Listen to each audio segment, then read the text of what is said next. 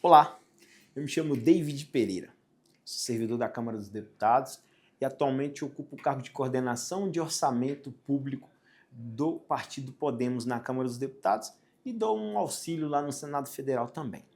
Hoje nós vamos nos encontrar aqui para tratarmos de um tema muito interessante, muito peculiar, que é de grande interesse de toda a população brasileira e até mesmo mundial, que é o orçamento público. Mas com uma nuancezinha chamada emendas parlamentares. Isso mesmo, esse assunto que toda hora que você liga a televisão, seja no Jornal da Manhã, no Jornal do Meio-Dia, no Jornal da Noite, no Jornal da Tarde, tá lá, emendas parlamentares, emendas PIX. Ah, foi colocado recurso para o município X, recurso para o município Z, esse dinheiro foi desviado. Vamos falar disso, vamos falar de como o parlamentar, de como o Congresso Nacional Brasileiro aplica os recursos públicos que lhe cabem. Mas para falar disso eu tenho que explicar para você que está me assistindo aí do outro lado, como se dá, como vira dinheiro, como que o deputado, senador faz a legislação virar dinheiro e que esse dinheiro chegue até você. Vire asfalto, vire saúde, educação, segurança pública. Vamos imaginar aqui, e aí eu te peço um pouquinho de paciência e um pouquinho de exercício mental. O trabalho que dá para gerir, para governar uma casa. Imagine uma casa. Tem que sair dinheiro de algum lugar e entrar naquela casa. Para manutenção, pagar energia, limpeza, alimentação. Não dá para deixar aquela casa simplesmente fechada. Você pode até fazer isso, mas com o passar dos anos vai acumular lixo, vai acumular poeira, teia de aranha, sujeira, e ela vai começar a ficar depredada, ela vai ficar num estado pouco habitável. Agora vamos aumentar um pouquinho. Imagine uma cidade, imagine um estado, imagine um país. Governar não é fácil. Gerir não é fácil. E para isso o governo precisa de dinheiro. E como é que esse dinheiro chega ao governo? Através dos tributos, através dos impostos que você que está aí do outro lado paga. Toda vez que você compra um pãozinho francês, você paga tributo daquilo. Toda vez que você compra 1 quilo de carne, você paga tributo daquilo. Toda vez que você paga a sua conta de energia, você paga tributo daquilo. E o governo vai arrecadando. E transfere esse dinheiro para saúde, educação, treinamento dos bombeiros para socorrer as vítimas de acidente de trânsito e tantos outros serviços que existem na sociedade. Vamos imaginar crianças batendo bola em um campinho de futebol, uma quadra. A quadra toda esburacada. O time dos de camisa e o time dos sem camisa. E tá ali o João com a bola, correndo, tocando. Aí o João tropeça num buraco da quadra. Machuca o dedo. Parou, o jogo 0-0, correm com o João pro posto de saúde, chega lá, não tem gaze, não tem material básico para atender o João. Além do futebol ter sido interrompido, o João fica sem atendimento. É para esse tipo de coisa que serve o poder público. Primeiro, para garantir que o lazer das crianças, que a quadra estivesse em uma boa condição de prática esportiva.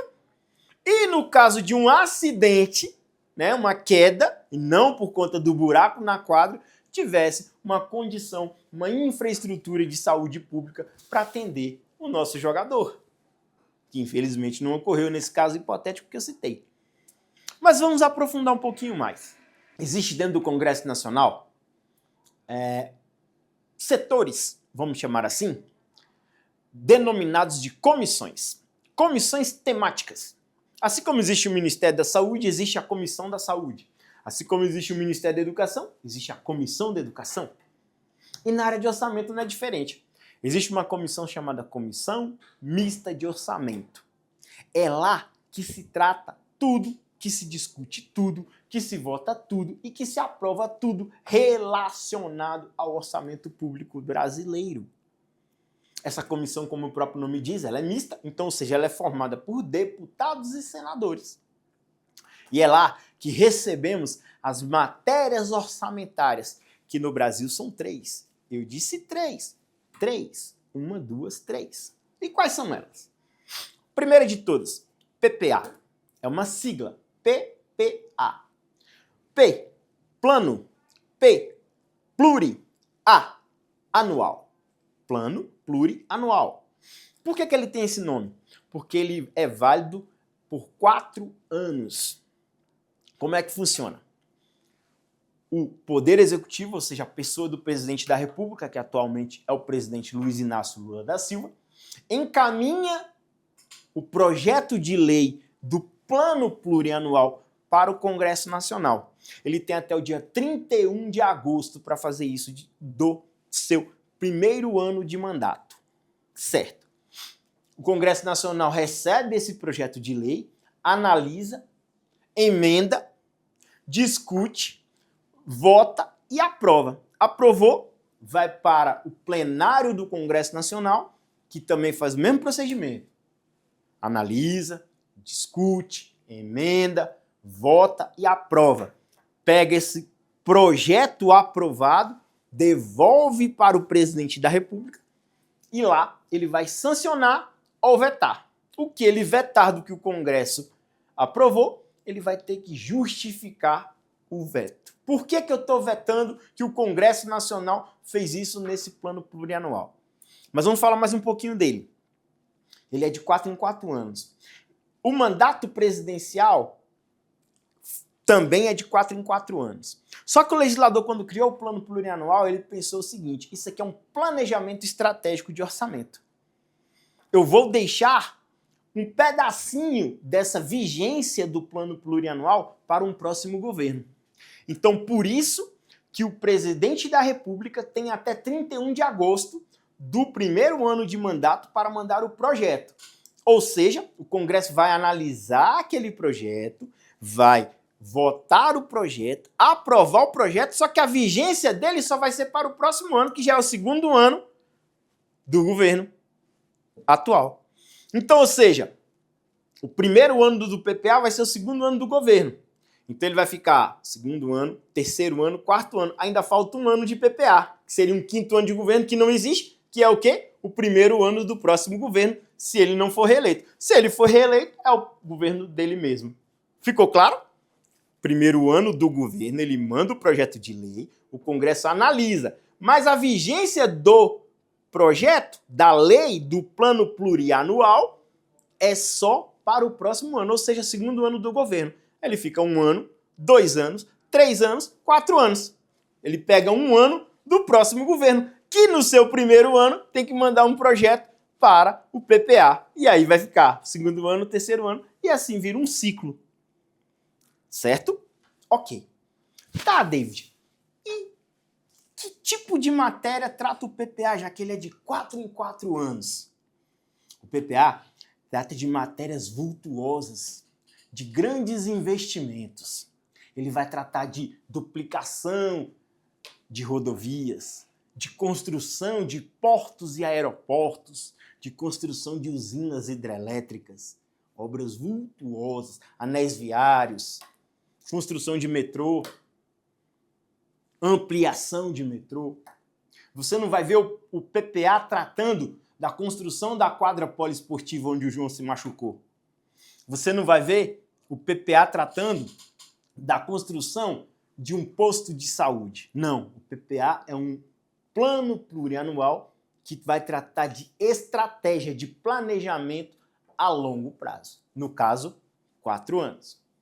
Pois bem, falamos aqui que lá na Comissão Mista de Orçamento trata-se de 3 leis orçamentárias. Acabamos de falar do PPA. Qual seria a próxima lei orçamentária? Lei de Diretrizes Orçamentárias. Lei de Diretrizes Orçamentárias, como o próprio nome diz, ela vai dar um norte para o orçamento. Ela vai dar as diretrizes, ela vai dizer as regras, ela vai tratar estrategicamente como aplicar o recurso público. É na Lei de Diretrizes Orçamentárias que teremos regras para o orçamento do ano vindouro, e ela é apenas de 1 ano. Então, o governo atual manda para o Congresso, até dia 15 de abril de cada ano, o projeto de lei de diretrizes orçamentárias. Lá vai estar meta de inflação, meta cambial, dólar, meta de exportações, ok? Estratégias de governo, estratégias orçamentárias. Na lei de diretrizes orçamentárias, nós teremos a previsão de arrecadação do governo, a previsão de gastos, a previsão de contratação de servidores públicos que foram aprovados em concurso público, a previsão de aumento salarial, lei de diretrizes orçamentárias. E como eu falei, recebe-se ela até dia 15 de abril de cada ano. Por que essa data? Porque entende-se que o parlamento tem que ter um tempo hábil para analisar, discutir e votar a lei de diretrizes orçamentárias, ou seja, as regras do orçamento para o próximo ano, com um prazo maior e que isso seja resolvido no primeiro semestre de cada ano. E por que eu estou falando disso? Porque se você abrir uma Constituição aí, seja no seu celular, seja na internet igual nós estamos aqui, se você for lá no artigo 37, como eu disse, vai estar escrito assim, ó, o Congresso Nacional Brasileiro tem até o dia 17 de julho de cada ano para aprovar a lei de diretrizes orçamentárias. Caso isso não ocorra, existe uma previsão legal lá no artigo 37 da Constituição que não haverá recesso parlamentar.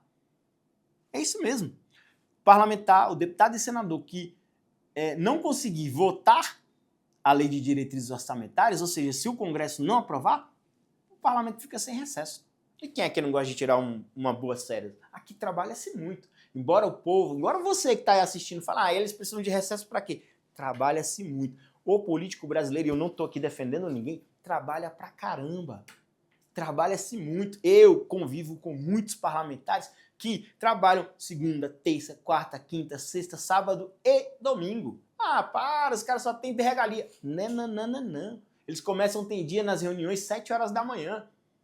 E vão até meia-noite, 1 hora da manhã, e reunião, e despacho, e visita ao hospital, e vai olhar uma obra, e vai numa audiência. É muito trabalho. Não estou aqui puxando sardinha, não. Então, o recesso é algo previsto na Constituição. Mas, se não votarem a lei de diretrizes orçamentárias, que eu expliquei o que ela faz, para que ela serve, ele não tem recesso. E o recesso inicia em 18 de julho e vai até 31 de julho de cada ano. Tranquilo? E qual outra lei? A terceira lei orçamentária é Lei Orçamentária Anual, a famosa LOA. E do que ela trata? É na LOA que vai estar dizendo: vamos comprar 5 ambulâncias para o município de Xique-Xique, na Bahia. Vamos reformar a escola Marechal Rondon, no município de Araguaína, Tocantins. Vamos pavimentar 5 quilômetros no município de Uru, interior de São Paulo. Vamos construir uma unidade básica de saúde lá no bairro Y do município X do interior do Paraná. É na lei de diretrizes orçamentárias que teremos o orçamento propriamente dito. É na lei de diretrizes orçamentárias que trataremos mesmo do gasto do seu imposto, da arrecadação que o governo faz do seu dinheiro que você comprou o pãozinho francês que eu falei lá no início.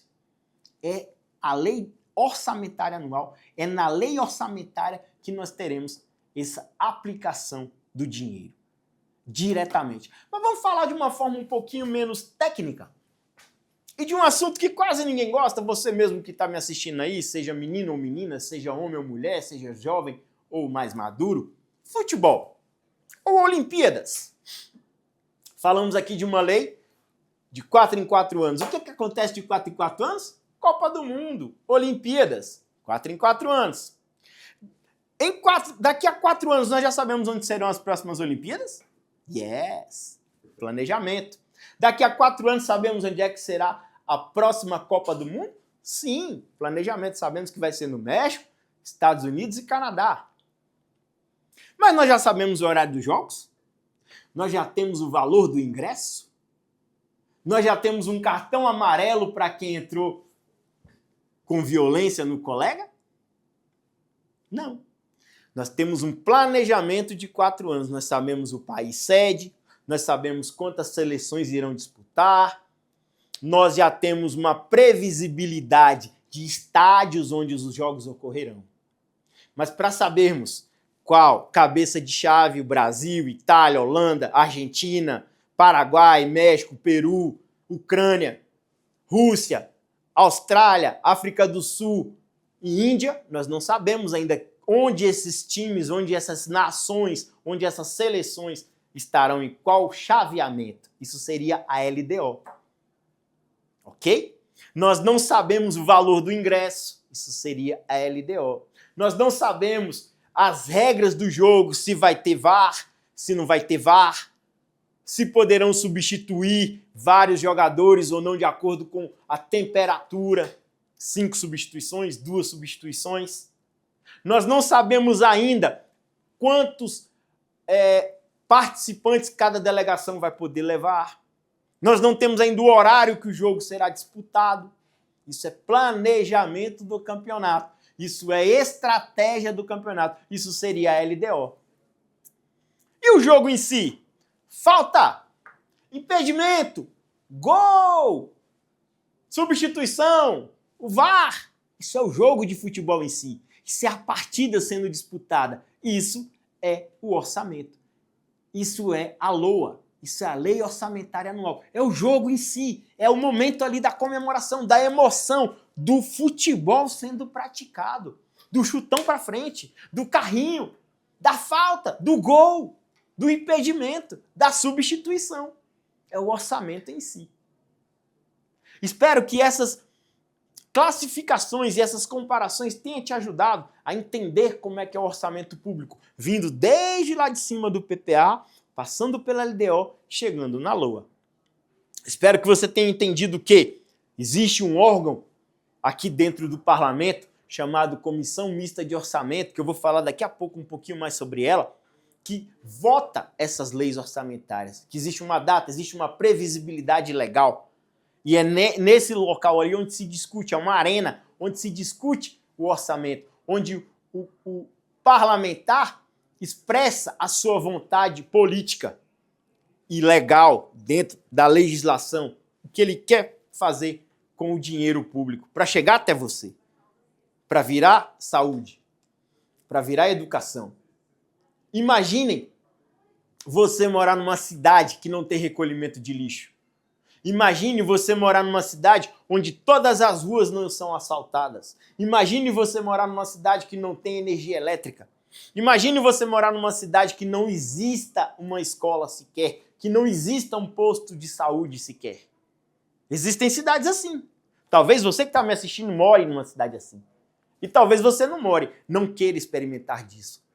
E é através do orçamento que isso chega até você. Talvez não com a qualidade que você mereça, não com a qualidade do valor de impostos que pagamos. Mas existe. Existe e nós desfrutamos disso. Tudo pode melhorar. E cabe a você. Na hora de escolher o seu representante, na hora de votar, e depois que ele estiver aqui, cobrá-lo. Hoje em dia as coisas estão muito fáceis. Redes sociais, Instagram, todo político tem um Instagram. E acreditem, eles olham. Acredite, o político olha o Instagram dele, ele olha o que você escreve lá no direct. Ele olha. Pode não olhar toda hora, pode não olhar o dia todo dia, mas ele olha. Você tem acesso. O seu pai, a sua avó, talvez não teve o acesso que você tem hoje. E tudo isso é muito importante. Quando o povo participa, quando o povo se manifesta, quando o povo quer entender, o país muda, a sociedade avança e as coisas melhoram. Um abraço, daqui a pouco a gente volta.